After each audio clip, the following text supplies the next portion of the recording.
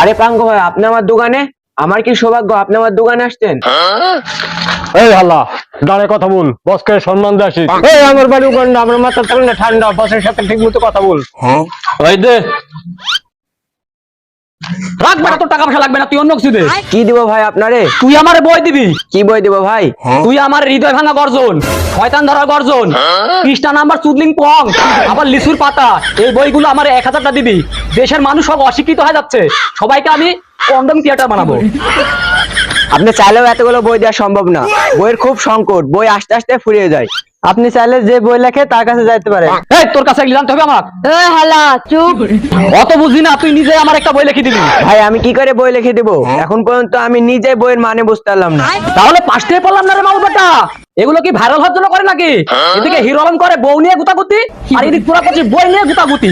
আমরা যাবো কোন দিক সাধারণ জনগণ? হাই রে হাই, টাকা নেওয়াটা তো ভালো ছিল, এখন দেখছি আমি নিজে নিজে চুদলিং পং হয়ে গেলাম। এই মামুর বেটারা বুঝাই বলবি না?